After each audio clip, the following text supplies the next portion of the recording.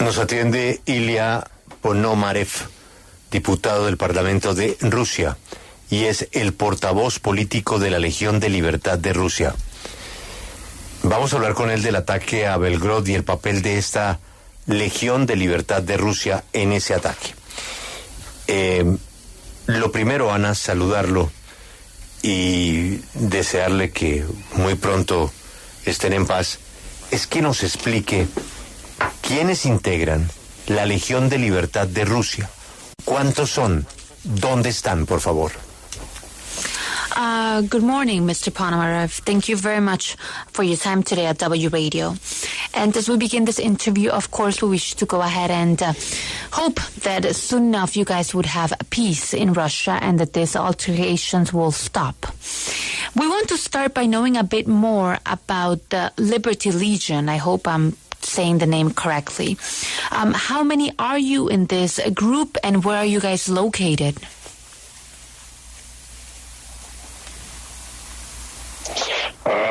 Thanks for having me, and good afternoon.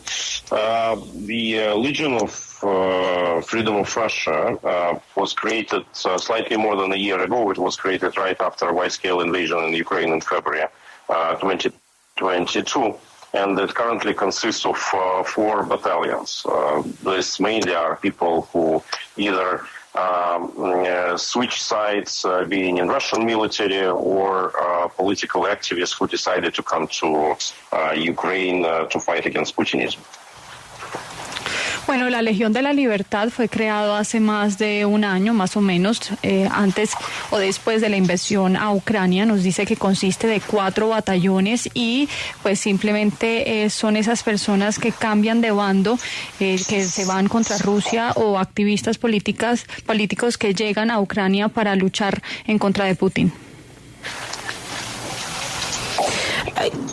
Siguiente pregunta está relacionada con los acontecimientos en Belgorod de los últimos 2 días y sus resultados. ¿Qué al final ha conseguido este ataque en Belgorod? We want to ask you about the recent attacks at Belgorod. Can you share with us the latest updates on what was attained through these attacks? There was a joint operation of the Legion and Russian Volunteer Corps. They actually captured, liberated a pretty large piece of land, which was more than 40 kilometers alongside Russian-Ukrainian border. And so we, for the first time, got some land of free liberated Russia, above which was white, blue, and white flag, the flag of the new Russia. And I think it was very important. We send a message to Russians that the resistance exists and that the resistance is possible. Pues nos dice que lograron liberar un pedazo de tierra de la frontera entre Ucrania y Rusia. Fueron alrededor de 40 kilómetros y por primera vez lograron esto, lo cual es un mensaje muy importante para enviarle a los rusos de que existe esa resistencia y que es posible lograr estos avances. ¿Recibieron ustedes luz verde del gobierno ucraniano para realizar este ataque? Did you guys receive green light from the Ukrainian government to realize this attack, to go ahead with this attack? Well, green light obviously needed to be given because otherwise the Legion is part of Ukrainian military, of the International Legion. So without a certain green light, it was impossible. But green light in one thing, and taking part in the organization and supporting the operation is a different thing. Ukrainian army was not involved in this operation, did not organize the operation, did not guide the operation, and none of the Ukrainian soldiers were ever present on Russian soil. Pues nos dice que luz verde, por supuesto, que tenían que darla porque la Legión, digamos, es parte de estos militares ucranianos, o por lo menos no son aliados de esos militares ucranianos. Entonces, sin esa luz verde sería imposible. Pero una cosa es que les den luz verde y la otra es, pues, que hayan hecho parte de la organización o que haya estado el ejército ucraniano involucrado directamente en esto y no lo organizó, no tuvo nada que ver ni lo guió, simplemente nos dice que ellos pues lo llevaron a cabo y pues Ucrania no tuvo absolutamente nada que ver, simplemente le dieron la luz verde y pues ningún ucraniano tocó suelo ruso. Aparte de la luz verde, ¿qué ayuda militar reciben ustedes del ejército de Ucrania y de Occidente, quien es finalmente quien pone las armas? Apart green light, what other type of support do you guys get from the Ukrainian government and from the Western governments? Because at the end of the day, they are the ones that are supplying the weapons. From the Western governments, none at all. They are not aware, I believe, besides some probably intelligence reports, they're not aware of our existence, and definitely they are not supplying nothing for the Legion or for the RVC. In terms of Ukraine, again, those units, they are normal part, autonomous, but normal part of the International Legion. And they were in the different parts of different operations of Ukrainian army. Legion Freedom of Russia, for example, was dispatched for 6 or 7 months in Bakhmut, where they were fighting against Wagner troops. So obviously the weapons were provided by the Ukrainian army, but that's just regular, like rifles, machine guns. But all the more sophisticated equipment like tanks, they procured themselves as trophies during fights, and again, none of the sophisticated Western equipment was used in this operation. Pues nos dice que de los países de Occidente no reciben absolutamente nada. Realmente cree que ni saben de su existencia, reconocen su existencia, así que no le da nada a la Legión, ningún tipo de apoyo. Y Ucrania nuevamente nos responde que pues ellos operan de una manera autónoma, pero por supuesto que reciben cierta ayuda del gobierno ucraniano en cuanto a armas. Nos dice que estuvo en Bakhmut de 5 a 6 meses esta Legión de la Libertad y pelearon contra el grupo Wagner. Entonces nos dice que estas armas que utilizaron se las dio el ejército ucraniano, no les dan armas pesadas, simplemente rifles y un tipo de armamento más sencillo, pero esos sofisticados tanques y esas armas de Occidente más sofisticadas pues no las usaron en este ataque. Uno de los objetivos de su grupo han dicho acabar con el régimen de Vladimir Putin. En este momento de la contienda, en su opinión, ¿cómo se podría acabar con el régimen del presidente ruso? One of the goals of your group is to finish with the government of Vladimir Putin. At this point, how do you believe this could happen? That's more or less exactly in the way how you just saw it in Belgorod.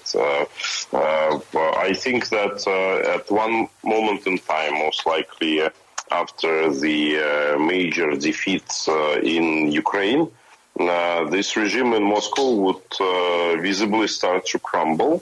It's already not in a very good shape, as we were observing during recent months. And at this time, we hope that by that time we will have already larger regiment at our hand, and we just go to Moscow and we'll finish with them.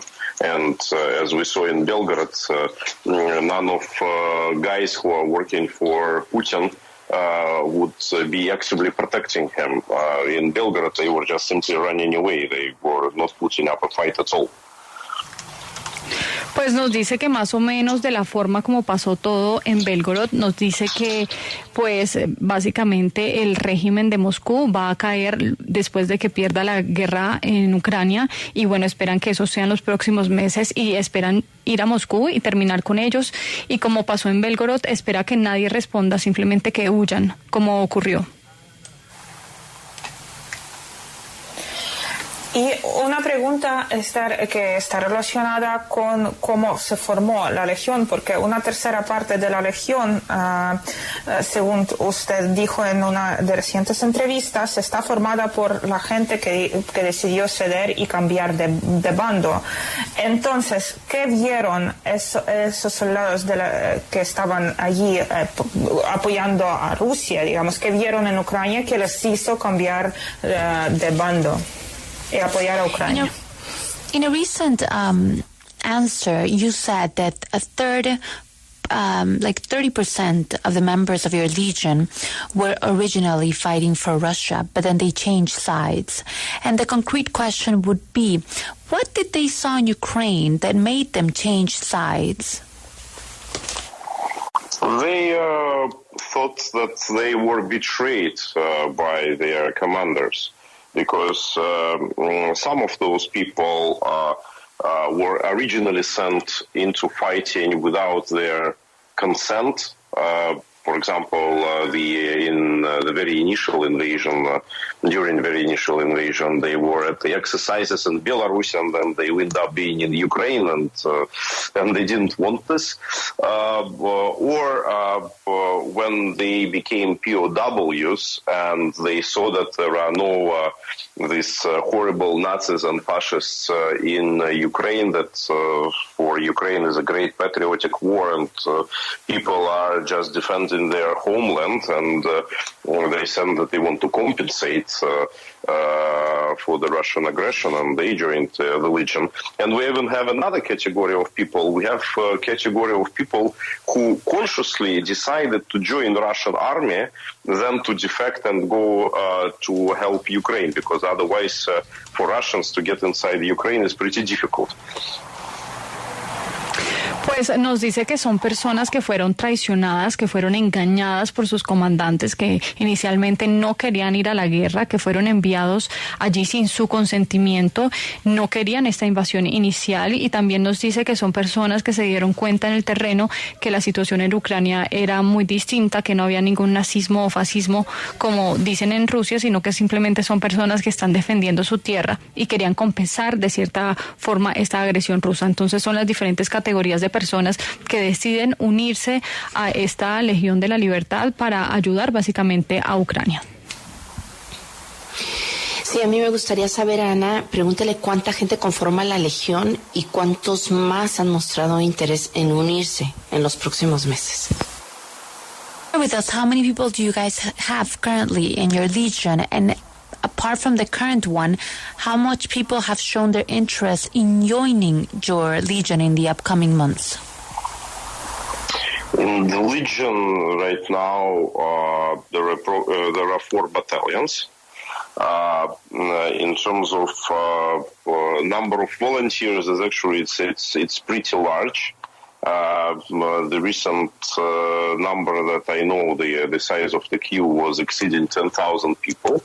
The question is that, firstly, Legion technically cannot accommodate that much, in terms of ammunition and stuff. Secondly, not so many people who are volunteering actually qualify to join the military regiment. A lot of people are in a different physical conditions, and certain people psychologically obvious that they are not ready to be in the military. They are too independent-minded, to follow orders, and many political activists are like this. But if a person is accepted through the initial filter, then it goes for a lie detector to make sure that there are no infiltration from Putin's security agents, and then it goes into training already on the territory of Ukraine. Well, Ilya, thank you so much for your time in W Radio. It's been a pleasure having you today in our show. Thank you very much. Bueno, nos dice que la Legión ahora mismo está conformado por 4 batallones, el número de voluntarios es muy grande, el número más reciente o la cifra más reciente que tienen es de alrededor de 10.000 personas, pero nos dice que la pregunta más allá de eso es quién se acomoda a esta Legión, quién tiene la capacitación y también el tipo de munición que van a recibir para poder pelear, porque nos dice que muchos voluntarios no están cualificados para unirse y pues no tienen las condiciones físicas ni psicológicas, no están capacitados para seguir las órdenes, así que eso le pasa mucho a los activistas políticos, por ejemplo, así que si ellos aceptan el filtro inicial, lo someten a un detector de mentiras para darse cuenta que no sea un infiltrado por Putin y posteriormente pues ya los entrenan en Ucrania.